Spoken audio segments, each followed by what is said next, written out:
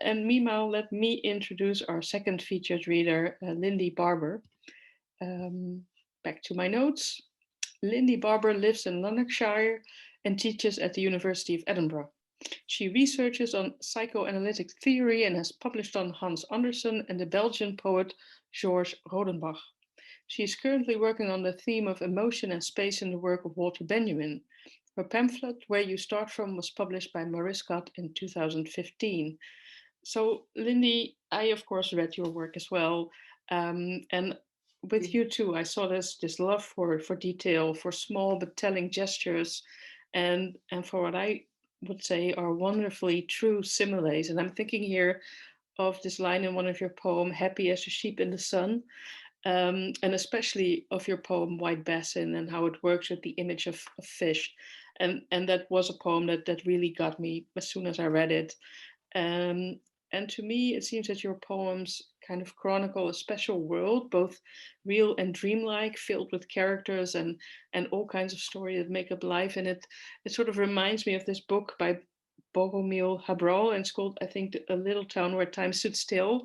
And your poetry seems to evoke that same sort of world, a small world, maybe a small town where nothing seems to happen, but yet everything does. And of course, I have the same question for you, Rilke, and his letters to a young poet. And have you ever, gotten poetic advice? What was the most remarkable or impactful advice that you received? Thank you for those remarks. The most important advice I had was from my mentor, Liz Lockhead, who was then writer in residence at Glasgow School of Art when I worked there. And she became friendly and very encouraging. And what Liz said was, in a poem, something has to happen, but not too much. And what I make of this as a psychotherapist, I feel very strongly that connection between the external world and what happens internally. So small things on the outside can cause big internal shifts, and that sort of illuminates the connection between the outside world and the feeling world inside. So I'll always be thankful to Liz for that. I think that's really interesting. So thank you for sharing that with us. And I would love to invite you to read your poems. So I'm going to read from a small collection, sort of pamphlet-sized collection, about the German philosopher and cultural critic Walter Benjamin. It's a kind of departure from my previous published work, or at least it seems so, which has been personal on themes of childhood, memory, grief, and so forth. But when I was researching Benjamin for a conference paper, I felt really a growing affinity for this lonely, bookish child, a collector of objects, actually enthralled by objects, who grew into an intellectual, a deeply democratic thinker. So the beginning poem starts in the middle of Benjamin's adult life with a catastrophic event. This poetry is about him, is both personal and political, as I think he was. It's called Hitler Comes to Power. On January the 30th, 1933, Louise Stolnitz, a school teacher, writes in her diary, "Hitler is Chancellor of the Reich. It is so incredibly marvelous that I am writing it down quickly. What a great thing Hindenburg has achieved. The socialists and Reds will inevitably have to give in." It was 10 in the evening when the first torchlights came and 20,000 brown shirts followed like waves in the sea, their faces shining with enthusiasm. Next came the Stahlhelm, a grey stream, quieter, more spiritual perhaps. On their beautiful flags, they carried our old colours, black, white, red. Tears streamed down my face. How wonderful and uplifting. It should always be like tonight. Walter is in his flat in Prinzregentenstrasse, working intensely on his Berlin childhood memoir and an essay on the mimetic faculty. For him, language is not a mere system of signs, but a living medium in which objects float into each other in their most transient and delicate substances, even in their aromas, in archaic theories of perception, magic, religion. In childhood, we blur the boundaries of the self, merge and absorb objects into our own being, and memory is a series of flashes from the stream of things. He rarely leaves the house, although a visiting friend describes him as remarkably calm. He sublets his flat and sells, his coin collection to pay for the care of his belongings. On March the 17th, he leaves Berlin by train. 6 days later, the Enabling Act is passed and the door-to-door searches begin. The memoir of a Berlin childhood around the year 1900 that Benjamin was working on as the Nazis marched is a series of vignettes of childhood in which Benjamin consciously immersed himself, knowing that he would have to leave Berlin forever. And he describes it as inoculating himself against homesickness. I've worked through this and his other writings, trying to capture, quote, and paraphrase. Benjamin's relative, Hannah Arendt, said that his writing has somewhat of a poetic method, elusive, associative, and I think that's true. He's also fascinated by time. The next poem is called Imperial Panorama. It's about his fascination with a thing called a diorama. By the time of his childhood, this was already obsolete technology, which is why he loved it. It's a series of enlarged scenic photographs which revolves on a large wooden frame in front of the viewer. Imperial Panorama. Walter, sitting in the half-empty room to view the revolving cycle of distant scenes of empire, leans forward to peer through the double window into the faintly tinted depths of the 19th century. The old apparatus sways as it jolts forward to the next image, each transition marked by the ringing of a small bell. Thus, mountains with their humble foothills, cities with windows bright as mirrors, railway stations wreathed in yellow smoke, for him are all suffused with the ache of their departure. And he persuades himself that once he played on that very patch of pavement under the plane trees of the Cour Mirabeau in Aix, that the same light falling on fjords and under coconut palms will fall on his desk at home. That if he truly listens, he will hear the wind and the chiming of lost church bells, even as the landscape of the past loses its colour and lies silent under an ashen sky.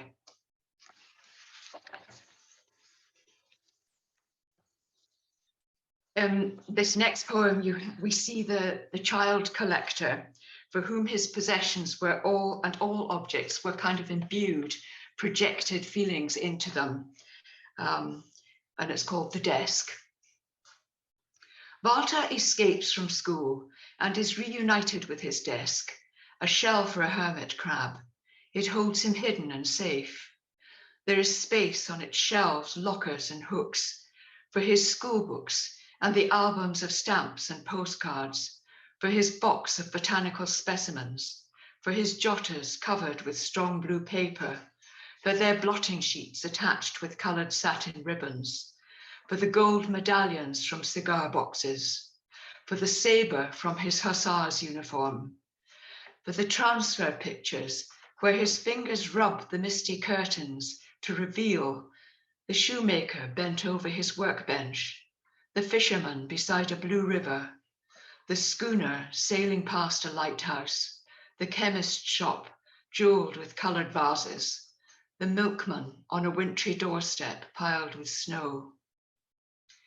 For him, then, every stone he found and every butterfly he captured was the start of a collection, objects of metamorphosis, the stuff of legend, prickly chestnuts that transformed into spiked cudgels, tinfoil that was a hoard of silver, cactuses that were totem poles, building blocks that were coffins, copper coins that were shields.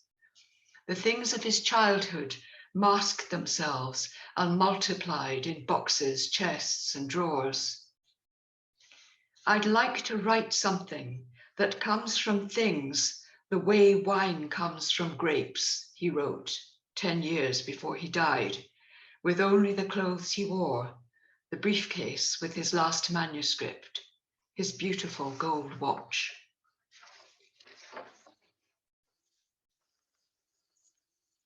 So the next one's got a rather spooky incident. It's called Moonshine Card. And when I was looking into Benjamin, I found the exact card that is mentioned in the poem. I bought it on the internet. It's not the exact card, but the same image. And it's also a transfer cutout. So I'm going to shine a torch behind it so that you can perhaps see the, I don't know if this works, but you might be able to see how the windows light up. Can you see that? Yeah, amazing. It's called Moonshine Card. And I think this says something about Benjamin's awareness and fascination with time. Freud coined the term Nachträglichkeit, which refers to the living past in the present, the idea that the past is alive in the present and it prophesies the future. It's prophetic.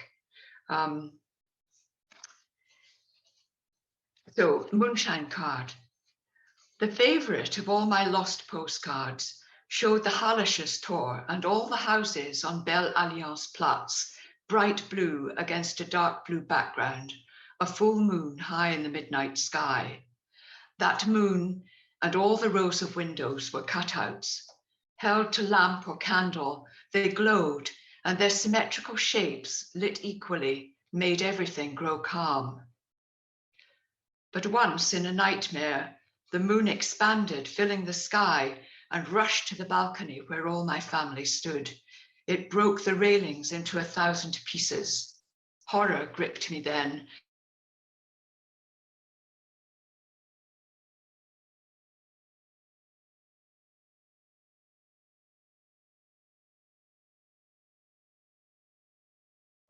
Wrecked by the coming of a new world order. Were I to hold my lost postcard to the light, those sightless windows would be lit not by moonshine, but by fire. And I would say that this area of Berlin, after Benjamin's death in 1945, was completely destroyed by bombing.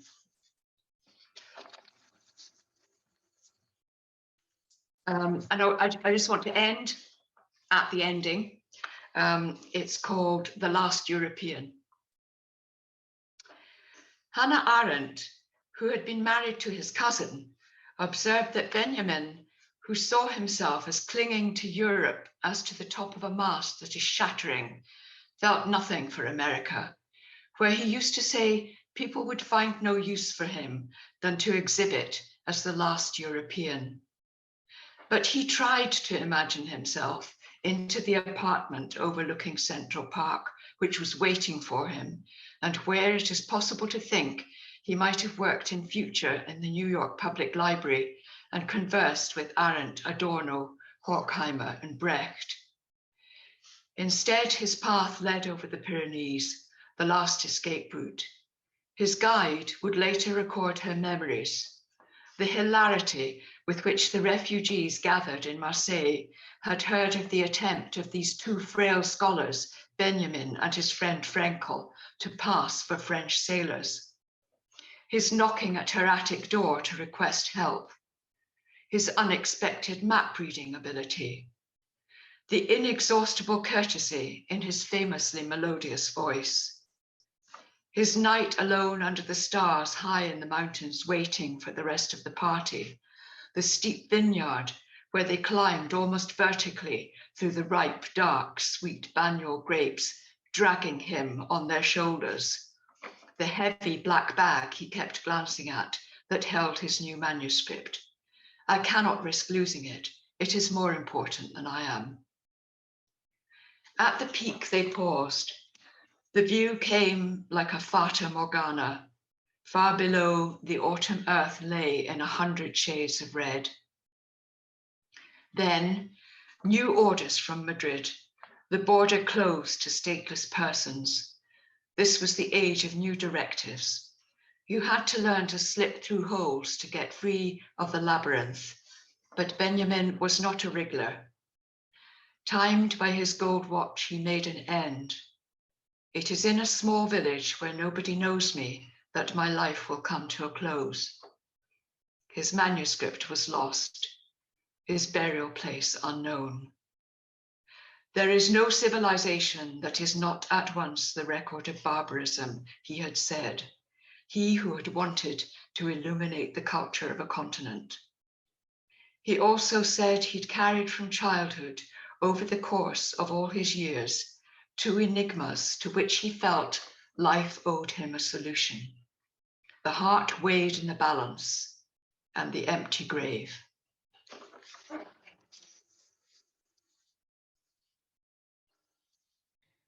Thank you so much for sharing these. I think it's so amazing that you make these poems around this person of Walter Benjamin.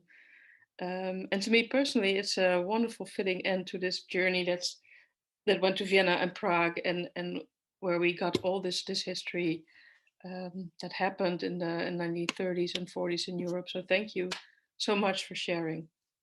Welcome.